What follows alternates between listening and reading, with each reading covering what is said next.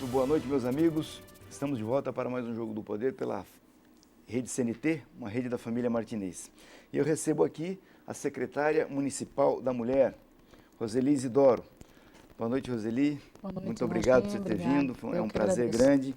E antes de nós começarmos o nosso bate-papo, nós vamos a Brasília com o José Marcelo para saber as notícias da semana. Olá, eu sou José Marcelo Santos, direto de Brasília, com os destaques do noticiário político nacional que movimentaram a capital durante a semana.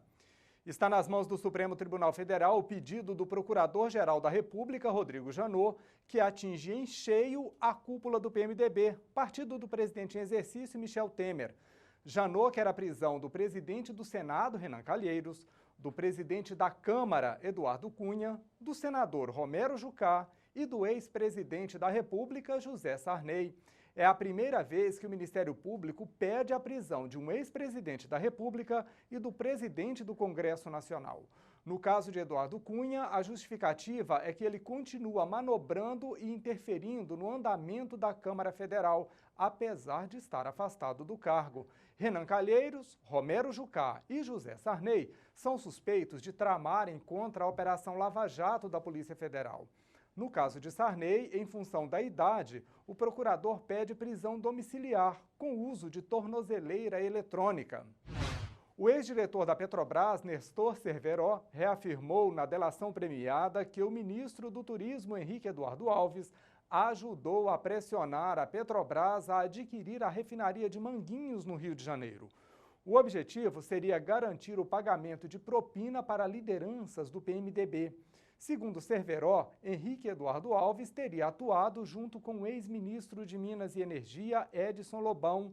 O deputado suspenso Eduardo Cunha também teria participado.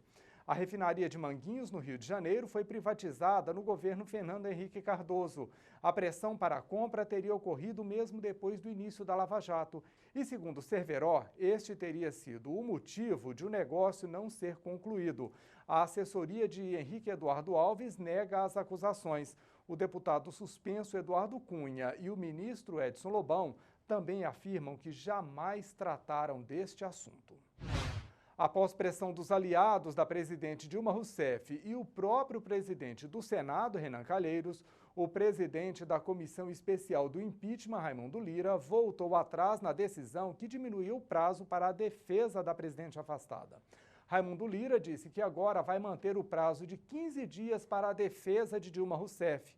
Na semana passada, ele respondeu a uma questão de ordem, aceitando reduzir o prazo para apenas 5 dias. Ele voltou atrás por causa da pressão de aliados, principalmente de senadores da base governista, que aceitaram a decisão. Eu fico por aqui, mas te espero na edição nacional do Jogo do Poder Notícias. É na próxima quinta-feira, às 11 da noite, logo depois do CNT Jornal. Até lá! Voltamos ao estudo da Rede CNT para iniciar nosso bate-papo com a Roseli Isidoro, secretária municipal da Mulher, num período extremamente propício, né, desse bate-papo, que o Brasil está nas páginas, nesse mês de maio e junho, dos jornais do mundo inteiro. Né? Eu corro sempre os jornais europeus, todos noticiaram aquele episódio lamentável do estupro no Rio de Janeiro, e depois disso as coisas vão aflorando, né? E a impressão que dá é que há uma epidemia de estupro no Brasil, de tantos, inclusive contra vulnerável, né? Mas antes de a gente ir para enfrentar essa questão, que é muito séria, eu queria saber de você o seguinte: quando você assume a Secretaria da Mulher, veio aqui no programa, você tinha metas a serem cumpridas. E antes de vir para cá, dei uma olhada e notei que você avançou muito. Então, como é que você considera o resultado desse trabalho e quais são os frutos que estão sendo colhidos pela população de Curitiba, pelas mulheres de Curitiba? Primeiro eu quero agradecer a oportunidade, Rochinha, de mais uma vez poder estar aqui com você. Eu acho que é um espaço importante né, como você disse, 1 ano e meio depois a gente poder vir aqui, de certa forma, fazer uma prestação de contas do que a Prefeitura Municipal de Curitiba, sobretudo através da nossa secretaria, tem trabalhado com essa responsabilidade e esse compromisso de acolher e dar uma certa segurança às mulheres curitibanas, sobretudo aquelas que são vítimas de violência doméstica, enfim, todos os tipos de violência. Desde o início, a nossa meta era estabelecer na Secretaria da Mulher ações que pudessem garantir o acesso a direitos, mas fosse na área da saúde, da educação, da questão da autonomia, né, econômica, mas infelizmente a gente nessas áreas a gente não conseguiu avançar muito, Rochinha, porque já no início, e eu disse isso na oportunidade quando estive aqui, nós nos deparamos com uma realidade muito cruel no que tange as estatísticas de violência contra as mulheres curitibanas também. É óbvio que, como você disse no início do programa, a questão do estupro dessa jovem adolescente no Rio de Janeiro é importante porque chama a atenção das autoridades, da sociedade a refletir sobre toda essa situação, mas eu tenho procurado me ater à realidade curitibana, considerando que nós somos uma população de mais de 1.800.000 pessoas, 52,34% são mulheres, né? E desse um percentual significativo tem se tornado vítimas constantes de agressão, seja por parte de maridos, companheiros, namorados. E a Secretaria da Mulher, então, desde o início da sua criação, por determinação, inclusive do nosso prefeito Gustavo Frutti, a gente vem atacando fortemente a questão da violência, que, aliás, é um eixo estruturante do nosso trabalho a nível nacional. E algumas ações nós apontamos aqui naquela época e hoje elas acabam se materializando, né? Então, diante do diagnóstico encontrado, diante da parceria que nós instituímos com as universidades, não apenas a minha Universidade Federal do Paraná, mas com todos os setores da sociedade curitibana, que tem se debruçado a analisar os dados, mas trabalhar com a reflexão sobre as causas que norteiam a violência contra as mulheres, contra as adolescentes, contra as jovens curitibanas, é que a gente veio, então, acelerando o nosso trabalho para poder, então, apresentar essas ações. Há um perfil desse tipo de violência, assim, socioeconômico, etário, de escolaridade? Qual é a metodologia desse trabalho? Na verdade, veja, todos os indicadores de violência, e eu vou estar falando com você, conversando com o seu público, trabalhando muito Curitiba. Sim, né? não estou falando de Curitiba. A nível nacional, os indicadores que apontam o estado do Paraná também, entre os estados mais violentos em termos de homicídio de mulheres no estado, é extremamente preocupante. Mas quando você olha para a cidade de Curitiba, nos chama muito a atenção, e aí eu tenho trabalhado que é importante a gente desconstruir essa lógica de que apenas é mulher pobre, marido bêbado que bate. Sim. Não é verdade. Nós tivemos episódios em Curitiba recentes de assassinatos, né, e que se caracterizam como violência doméstica, que acabou com esse padrão. Eu poderia citar aqui o caso da fisiculturista, a Renata Mugiati, né, que foi assassinada recentemente, tirada aí do 31º andar na cidade de Curitiba, e a própria morte da Renata, atrelada a outras situações como a Paola, né, que foi assassinada por aquele investigador, estudante nossa da Universidade Federal do Paraná, mostra claramente que não existe mais um padrão de vítima de violência doméstica, né? Ela está em todas as camadas sociais. Então, hoje, a violência não tem mais cara, não tem mais credo religioso, não tem mais a condição socioeconômica que diga que essa ou aquela mulher se traduz numa vítima. Todas as mulheres hoje, né, estão sujeitas a se tornarem vítimas de violência. Daí a responsabilidade nossa, dos comunicadores, da imprensa, está pautando essa discussão para poder refletir com a sociedade quais são os caminhos para diminuir e minimizar esses indicadores de violência. Você está inaugurando agora, dia 15, a Casa da Mulher Brasileira em Curitiba. Isso. Dia 15, que hora e onde? Então, é dia 15 de junho agora, né, às 10 horas da manhã. O endereço da casa, que estará sendo entregue pelo prefeito, é uma ação em parceria com o Governo do Estado, o Ministério Público, são vários parceiros. Eu vou falar um Sim. pouquinho, né, sobre a casa em si, mas é no endereço da Avenida Paraná 870, fica bem próximo ali do Terminal do Cabral, quase em frente à Associação Paranaense de Reabilitação. E qual é a finalidade dessa casa? Veja, essa casa, Rochinha, é importante que se diga e que se faça referência, a presidenta Dilma lançou este programa, é um programa do governo federal, que se chama o Programa Mulher Viver Sem Violência. A Casa da Mulher Brasileira é uma das ações dentro deste programa. Nós temos fortalecimento da rede, a busca pela humanização no atendimento na área da saúde, sobretudo as vítimas de violência sexual. Então, é um programa extremamente abrangente. A Casa da Mulher Brasileira foi uma iniciativa da presidenta Dilma, né, de poder trazer para os estados esse formato inovador de gestão pública, de um equipamento público, porque ele vai acabar integrando todos os serviços que hoje estão em vários endereços na cidade de Curitiba. Então, por exemplo, nós temos a Delegacia da Mulher, que fica próximo aqui do Colégio Estadual do Paraná. Nós temos o IML, nós temos a Defensoria Pública, nós temos, enfim, vários outros serviços, os próprios serviços da Prefeitura. São vários endereços que dificultam a mulher buscar, de fato, a resolutividade para esse problema. Isso vai ser concentrado num lugar só? Concentrado num único equipamento. Então, a ideia do programa, né, do governo federal foi poder criar num único espaço todos esses serviços para evitar esta romaria, né, e essa dificuldade da mulher poder ter o seu atendimento integral.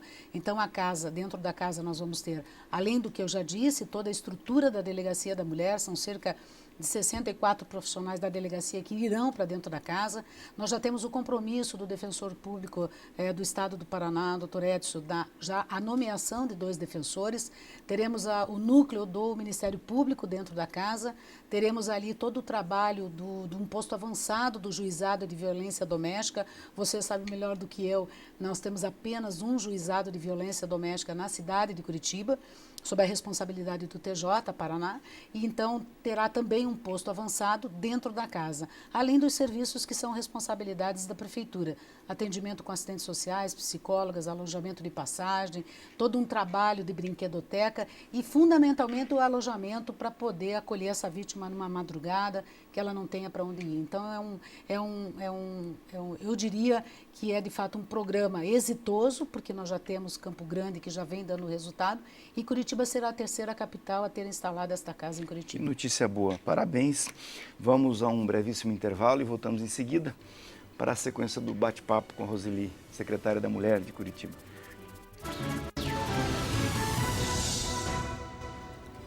Voltamos ao estudo da Rede CNT, uma rede da família Martinez, para a sequência do bate-papo com Roseli Isidoro, secretária da Mulher de Curitiba.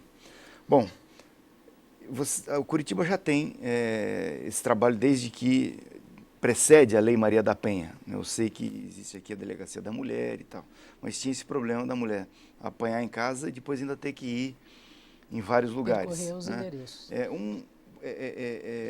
A pergunta que eu te faço é o seguinte: uma das dificuldades, por exemplo, de mulher que é vítima de estupro, né? Além de ser violentada, ela tem que ficar indo na delegacia, depois tem que ir no IML, nem sempre é bem tratada nesses lugares.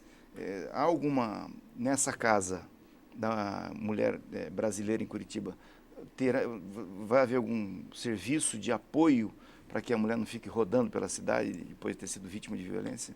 Veja, no caso da violência sexual, primeiro é importante dizer que a Casa da Mulher Brasileira atenderá 2 situações, 2 perfis de vítimas, Lojinha, né? É aquela vítima de violência doméstica. Sim. E a vítima de violência sexual. Portanto, outras violências vão ser encaminhadas para os atendimentos. Sim. Das delegacias normais.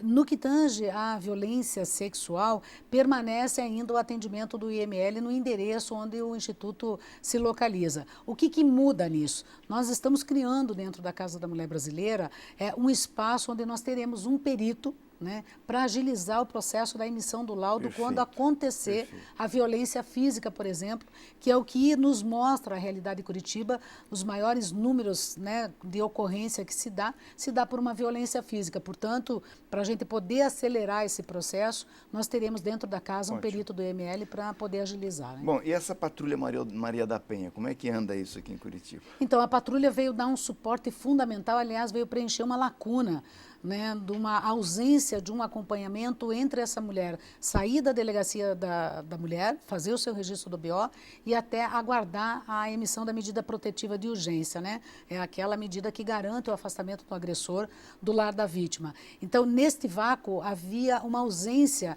de um serviço que pudesse monitorar em que condições essa vítima se encontra, né? Se foi noticiado o agressor ou não, enfim, nós perdíamos, via de regra, qualquer contato com essa mulher. E a Patrulha Maria da Penha, ela vem então para suprir essa deficiência. Nós fizemos uma parceria com o Tribunal de Justiça do Estado do Paraná.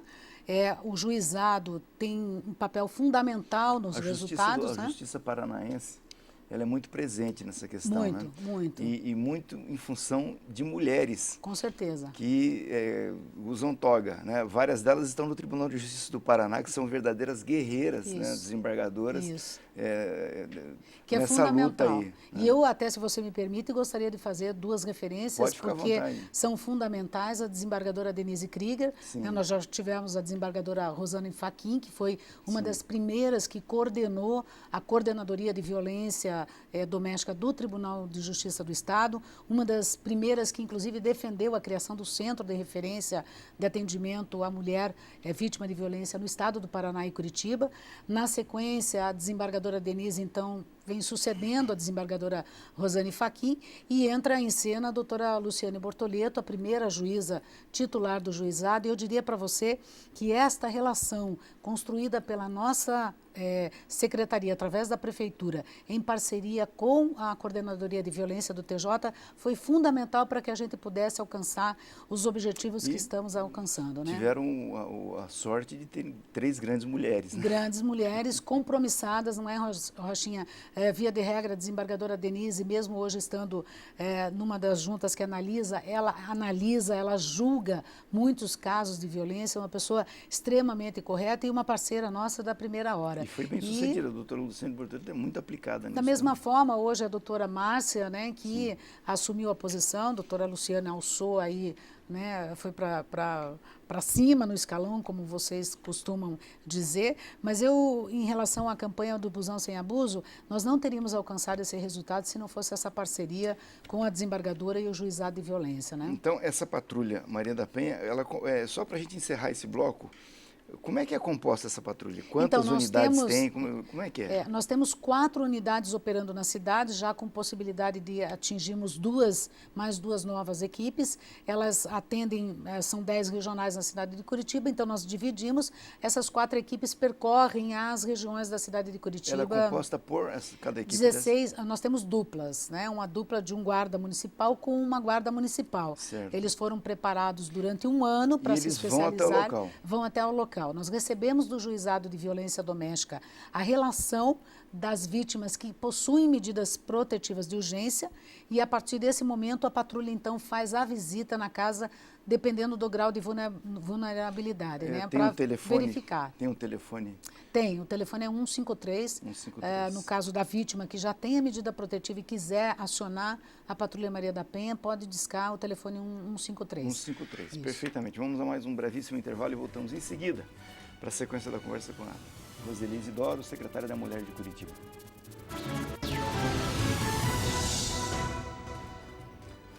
Voltamos com o Jogo do Poder, hoje com Roseli Isidoro, secretária da Mulher de Curitiba. Bom, tem aqui a campanha do Busão Sem Abuso, e se tem uma campanha porque a estatística diz que merece uma campanha, né? E se merece uma campanha porque a coisa é séria. Em termos de estatística, isso aqui é revelador de que nós temos um problema em Curitiba, né? E eu também estava dando uma olhada na estatística de violência. Em menos de 2 anos, a quantidade de acionamentos da patrulha da Maria da Penha é uma coisa preocupante numa cidade como Curitiba. Antes da gente ir para essa questão do Busão Sem Abuso, Você pode me falar um pouco mais depois sobre essa estatística, esses números que são preocupantes? Veja, a patrulha hoje já realizou em torno de mais de 6.700 visitas às mulheres, né, que possuem medidas protetivas. É sempre importante deixar claro, Rochinha, que a Polícia Militar do Paraná continua tendo que cumprir os casos de emergência no momento do chamamento. Sim. A patrulha nasce para poder dar mais segurança às mulheres que já denunciaram, né, e que estão mais vulneráveis e mais suscetíveis a serem, por exemplo, mortas, né? Sim. Então, nós já realizamos com o trabalho mais de 6.700 visitas e hoje em torno de 3.100 mulheres são monitoradas diariamente pela patrulha. Isso dá o que por dia? Dá uma média, segundo o juizado, né, de violência doméstica, em média de 32 a 35 medidas protetivas são emitidas por dia na cidade de Curitiba. Aliás, o Ministério Público divulgou agora, no início desse ano, um dado que em torno mais ou menos de 14 mil boletins de ocorrência foram registrados só no ano passado. E em torno de 24 mil hoje processos estão tramitando na única vara de juizado de violência doméstica que nós temos em Curitiba. Nossa, que coisa maluca.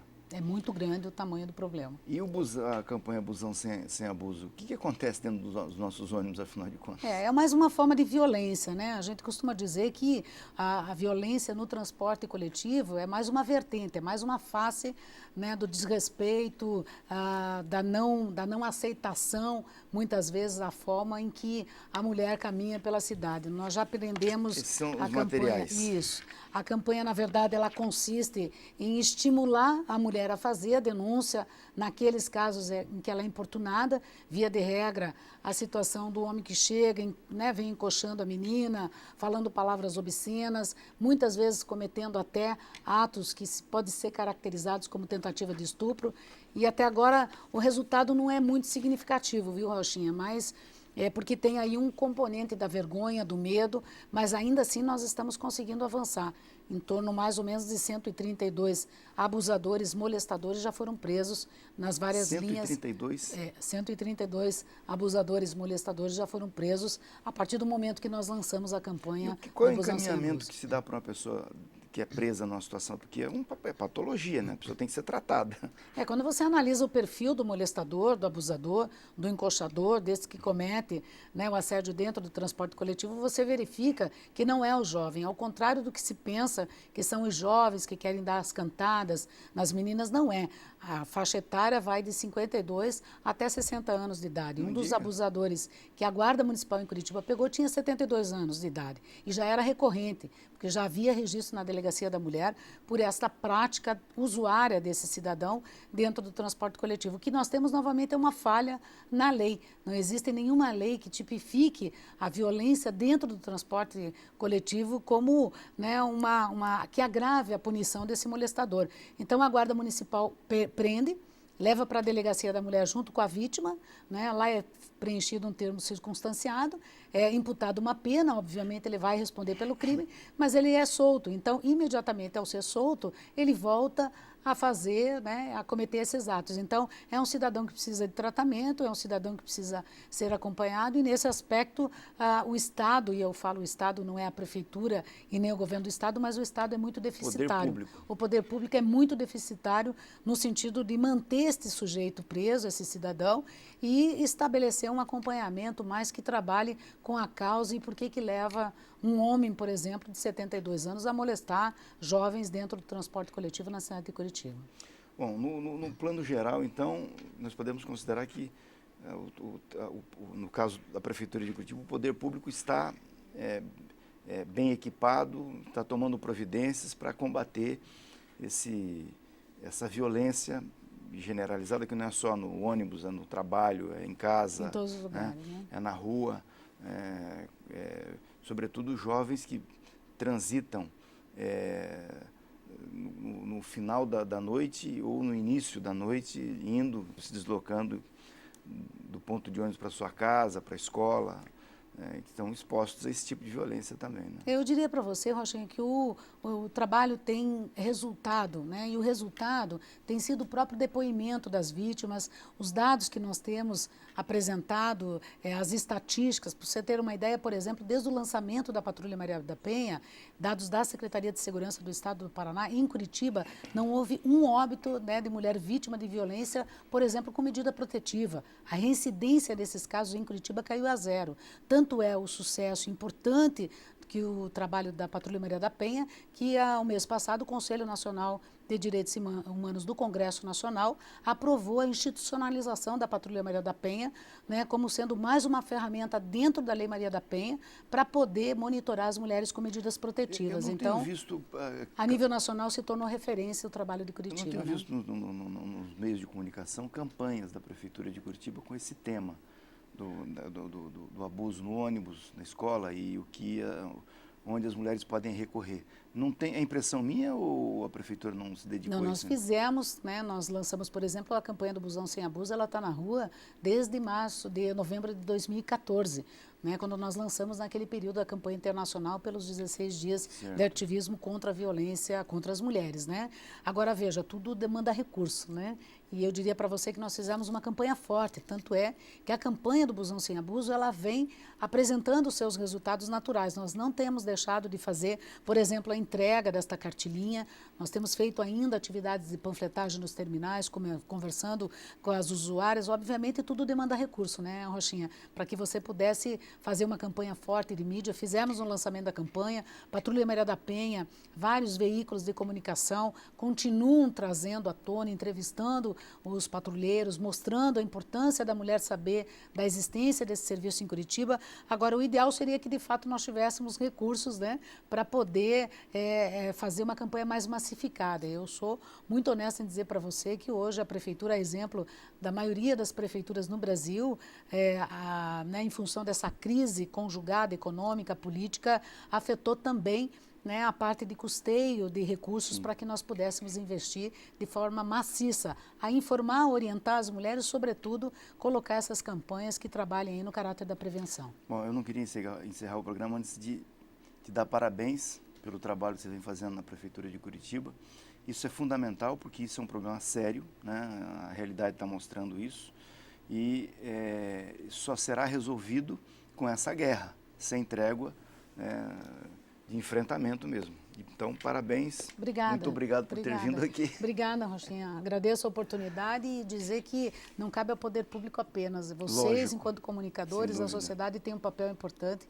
E é por isso que a gente agradece muito quando esses espaços são abertos para a gente pactuar esse compromisso de cumplicidade, né, no cuidado a essa vítima de violência, entendendo que o problema não é só dela, é de todos nós. Perfeito, da sociedade. Meus amigos, vocês estiveram conosco até agora, muitíssimo obrigado. Vamos falando durante a semana pelo www.jogodopoderparaná.com.br e no próximo domingo eu estou de volta aqui para mais um Jogo do Poder. Até lá e uma grande semana a todos.